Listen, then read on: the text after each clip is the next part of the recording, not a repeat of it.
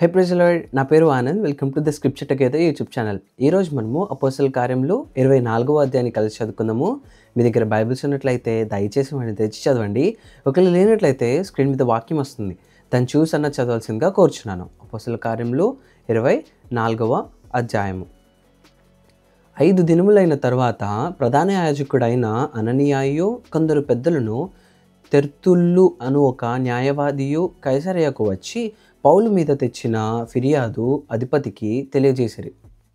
పౌలు రప్పింపబడినప్పుడు తెర్తుల్లు అతని మీద నేరము మోపనారంభించి ఇట్లనెను: మహాఘనత వహించిన ఫెలిక్సా, మేము తమ వలన ఎంతో నెమ్మది అనుభవించుచున్నామనియు ఈ దేశ జనమునకు సంభవించిన అనేకమైన కీడులు తమ పరామర్శ చేత దిద్దుబాటవుచున్నవనియు ఒప్పుకొని మేము సకల విధములను సకల స్థలములలోనూ పూర్ణ కృతజ్ఞతతో అంగీకరించుచున్నాము. నేను తమకు ఎక్కువ ఆయాసము కలుగజేయకుండా మేము క్లుప్తముగా చెప్పుకొను దానిని తమరు ఎప్పటి వలె శాంతముగా వినవలనని వేడుకొనుచున్నాము. ఈ మనుష్యుడు పీడ వంటి వాడును, భూలోకమందున్న సకలమైన యూదులను కలహమునకు రేపువాడును, నజరేయుల మతభేదమునకు నాయకుడనై యున్నట్టు మేము కనుగొంటిమి. మరియు ఇతడు దేవాలయమును అపవిత్రము చేయుటకు యత్నపడెను గనుక మేము అతని పట్టుకొంటిమి. తమరు విమర్శించిన ఎడల మేము ఇతని మీద మోపుచున్న నేరములన్నీ తమకే తెలియవచ్చునని చెప్పాను. యూదులందుకు సమ్మతించి ఈ మాటలు నిజమే అని చెప్పారు. అప్పుడు అధిపతి మాట్లాడుమని పౌలునకు సైగ చేయగా అతడు ఇట్లనెను: తమరు బహు సంవత్సరముల నుండి ఈ జనమునకు న్యాయాధిపతులై ఉన్నారని ఎరిగి నేను ధైర్యంతో సమాధానము చెప్పుకొనుచున్నాను. యెరూషలేములో ఆరాధించుటకు నేను వెళ్ళిన నాటి నుండి 12 దినములు మాత్రమే అయినదని తమరు విచారించి తెలుసుకొనవచ్చును.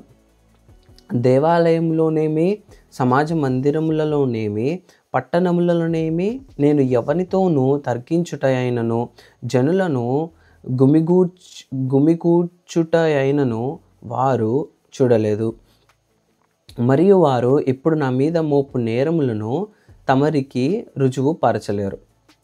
ధర్మశాస్త్రమందును ప్రవక్తల గ్రంథముల యందును వ్రాయబడి ఉన్నవన్నీయు నమ్మి నీతిమంతులకును అనీతిమంతులకును పునరుద్ధానము కలుగబోవుచున్నదని వీరు నిరీక్షించుచున్నట్టు నేను కూడా దేవుని యందు నిరీక్షణ ఉంచి వారు మతభేదమని పేరు పెట్టి ఈ మార్గము చొప్పున నా పితరుల దేవునిని సేవించుచున్నానని తమరి ఎదుట ఒప్పుకొనుచున్నాను. ఈ విధమున నేనును దేవుని ఎడలను మనుష్యుల ఎడలను ఎల్లప్పుడూ నా మనస్సాక్షి నిర్దోషమైనదిగా ఉండునట్లు అభ్యాసము చేసుకొనుచున్నాను.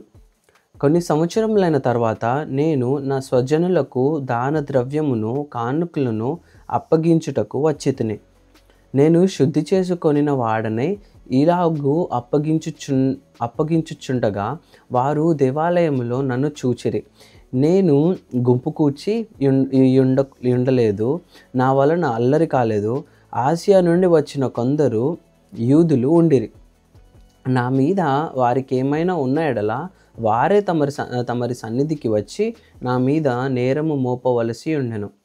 లేదా నేను మహాసభ ఎదుట నిలిచి ఉన్నప్పుడు మృతుల పునరుద్ధానమును గూర్చి నేడు వారి ఎదుట విమర్శింపబడుచున్నానని వారి మధ్య నిలవబడి నేను బిగ్గరగా చెప్పిన ఈ యొక్క మాట విషయమై తప్ప నా యందు మరి ఏ నేరమైనను మీరు కనుగొని ఉంటే వీరైనా చెప్పవచ్చునెను. ఫెలిక్సు ఈ మార్గమును గూర్చి బాగుగా ఎరిగినవాడే సహస్రాధిపతి అయిన లూసియా వచ్చినప్పుడు మీ సంగతి నేను విచారించి తెలుసుకొందునని చెప్పి విమర్శ నిలుపు చేశాను. మరియు అతని విడిగా కావలిలో ఉంచి అతనికి పరిచారము చేయుటకు అతని స్వజనులలో ఎవరిని ఆటంకపరచకూడదని శతాధిపతికి ఆజ్ఞాపించాను.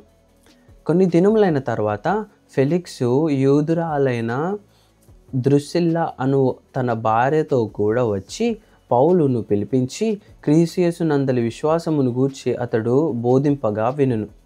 అప్పుడతడు నీతిని గూర్చియు ఆశా నిగ్రహమును గూర్చియు రాబోవు విమర్శను గూర్చియు ప్రసంగించుచుండగా ఫెలిక్సు మిగుల భయపడి, ఇప్పటికి వెళ్ళుము, నాకు సమయమైన నిన్ను పిలువనంపింతునని చెప్పాను.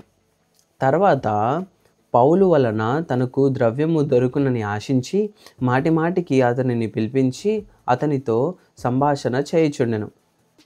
2 సంవత్సరములైన తర్వాత ఫెలిక్సుకు ప్రతిగా పోర్కియు ఫేస్తు వచ్చెను. అప్పుడు ఫెలిక్సు యూదుల చేత మంచివాడనిపించుకొనవలెనని కోరి పౌలును బంధకములలోనే విడిచిపెట్టిపోయాను. దేవుడిచ్చిన వాక్యము దీవించును గాక. ఆమేన్.